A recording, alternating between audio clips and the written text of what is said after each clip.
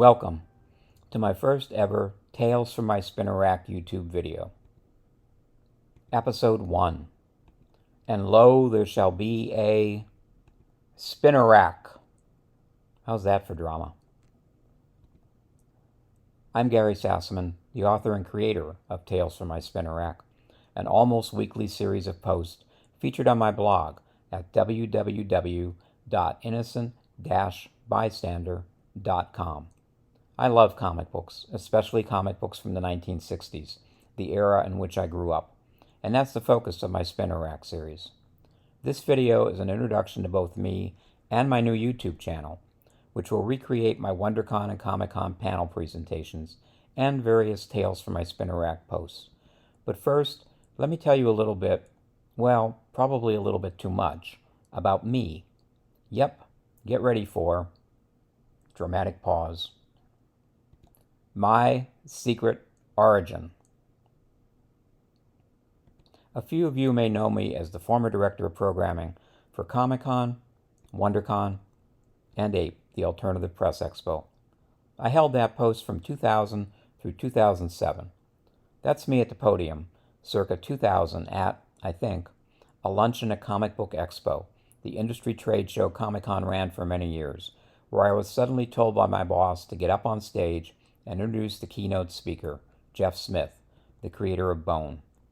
Imagine my surprise and lack of preparation. Good thing I dressed up for the occasion. I'm also the former director of print and publications for Comic-Con from 2007 until 2021. If you happened to attend the show in those years, you took a little piece of me home. I edited and designed the Comic-Con souvenir books for 14 straight years, along with the program books for WonderCon and APE. I also edited and designed Comic-Con's mailed print publications, Update, Comic-Con Magazine, and Comic-Con Annual, through 2007 through 2012, about 15 or so issues over 5 years. My main publication claim to fame, though, was the creation of Comic-Con's Quick Guide, the magazine equivalent of the Spork, in that it gracefully combines two useful functions. It contains concise information about the show, and it's easy to carry. I wouldn't recommend trying to eat off it, though. You'd have to laminate it to use it as a placemat. I co-wrote and was the in-house editor for the first major book about the event, Comic-Con, 40 Years of Artists, Writers, Fans, and Friends, published by Chronicle Books. It was a project I saw through from inception until we had the books in our hot little hands in 2009, a year-and-a-half-long journey. It's a visual history with more than 600 photos and pieces of art, including that amazing Sergio Aragonés wraparound cover. You can probably still find a copy of it at the Comic-Con Museum's gift shop in San Diego's Balboa Park. I was also the editor-in-chief of the Comic-Con website, www.comic-con.org, from 2012 through 2021. While the website was part of my first freelance work for Comic-Con, starting in 1999, I continued to provide content and graphics for it over all the years I worked for the organization. In late 2012, the website was relaunched with me as editor-in-chief and designer. At that point, I created the Toucan blog. Most of those Toucan tips you may have read over the years were written by me. I also hired and edited the writers and artists who contributed monthly columns to the blog, including Maggie Thompson, Steve Lieber, Mark Bernardin, Katie Cook, and Jesse Ham. And finally, for a hot minute in 2020, before the world changed, I was the curatorial director of the Comic-Con Museum. I even still have the staff name badge to prove it. Shh, don't tell them I kept it. Over the years, I did 3 separate gallery shows.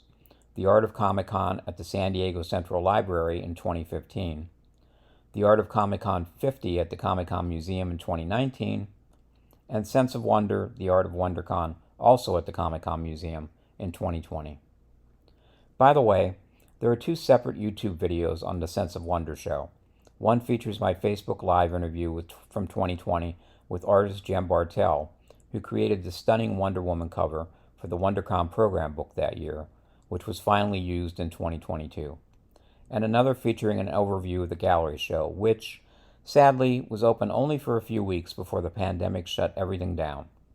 Check out the playlist link on the homepage here on YouTube for Tales from My Spinner Rack to find links to both videos, plus my other video appearances. But before all that happened, I was, and still am, first and foremost, a comic book fan and collector. I grew up in the 1960s, and it was an amazing time to be a comics fan. Stan Lee, Jack Kirby, Steve Ditko, and a few other incredible artists and writers had just created the Marvel Age of Comics, and there was no more exciting time to be reading them. Marvel's success, and the Batman TV show, for better or worse, flooded the market with superhero comics from companies like Harvey, Tower, and MF Enterprises.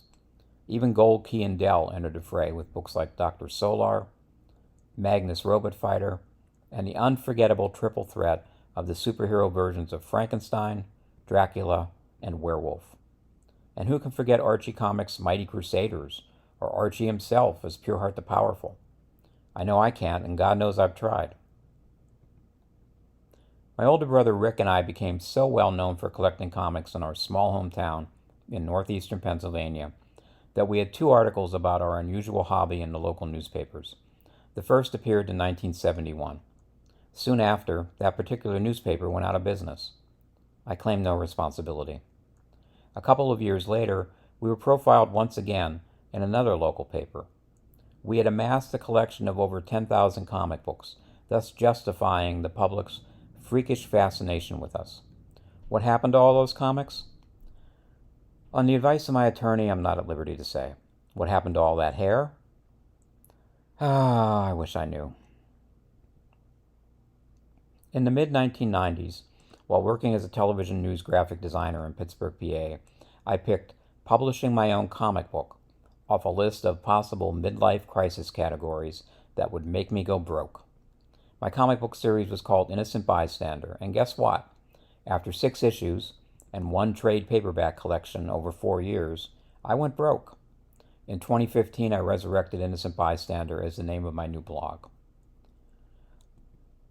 I started going to Comic-Con in 1992. In 1998, I moved to San Diego. The following year, I started doing freelance design work for the San Diego Comic-Con, and in 2000, I was hired full-time as director of programming.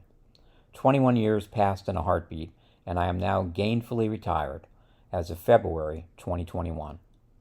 You can find out more about me and my love of comics by reading my 20-part series, My Life in Comics, on my blog at www.innocent-bystander.com. Yeah, I know, 20 is a lot. Take lots of breaks and remember to hydrate. Back around 2017, I bought a spinner rack from a Kickstarter project, and I started slowly to fill it up with comics I had read and loved as a kid, some of the ones that got away, if you will. It sits in my living room right next to my TV, and some nights I find my eyes wandering to it, away from the screen. It almost always fills me with a warm feeling of nostalgia, like a trip back to the small-town newsstands of my youth. I guess that spinner rack is my own private rosebud. Just call me Citizen Gary. But those books on my spinner rack also gave me the urge to write about them, so I started this almost weekly feature on my blog, Tales from My Spinner Rack. Each post takes a long look at specific comic books I own, with info on the title's history, creators, and art. I've been doing it since January of 2023, and I've done over 30 different posts, featuring the covers you see here. My latest multi-post arc covered the Marvel annuals of the 1960s, specifically from 1962 through 1968, books that made those long, hot summers out of school even more enjoyable and memorable. They're some of my fondest memories of growing up with comics back then, and they were incredible books, produced at the creative height of the Marvel Age of Comics. Undoubtedly, the earliest and fondest memory I have of comics is of my brother Rick returning from the newsstand on one chilly, rainy August day in 1961 with just one comic book in a brown paper bag tucked into his yellow windbreaker. It was Fantastic Four #1, and to me it looked like just another one of those dumb monster books from that other company, the one that didn't have Superman or Batman or Wonder Woman. FF #1 and its subsequent issues, especially the 100-issue run by Stan Lee and Jack Kirby, launched me and thousands upon thousands of other comic fans, old and new, on an incredible adventure. And that, my friends, is my true secret origin. Join me, won't you, here on YouTube as I recreate and hopefully improve my WonderCon 2023 and San Diego Comic-Con 2023 panel presentations featuring Batman Became Batbaby and Jimmy and Lois, Still Crazy After All These Years, as brand new videos with lots of scanned images and newly created graphics. I promise you these are fun, nostalgic, and informative looks at the comics of my youth. Click on the playlist link at the top of my homepage here on YouTube to see my other video appearances, including interviews with artists Jem Bartel and Michael Cho, authors Mark A. Altman and Edward Gross, and my talks with the SDCC unofficial blog team on SD Concast over the last 2 years. And you know it and you love it by now, www.innocent-bystander.com, and click on any post to get the list of categories on the right side of the page, and then click on Tales from My Spinner Rack to see all 30 plus posts since January 2023. Each post has a ton of information and scanned images, including covers, interior pages, and even some original art, plus new graphics created by yours truly. And hey, some of them are even animated. Sort of. Kinda. Please like, comment, and subscribe here on YouTube, and turn on notifications to find out when I post new videos. You can follow me on Instagram at Tales from My Spinner Rack, or follow my personal account at GG92118. Please make sure to leave a like or a comment, but please be nice. I'm very fragile. Join us next time for my recreation of my WonderCon 2023 panel, Batman Becomes Batbaby, featuring the classic story from Batman number 147. It was Story of the Year when it was published in 1962, at least according to DC. That video is coming soon here on the official Tales from My Spinner Rack YouTube channel. Thanks for watching. Good night.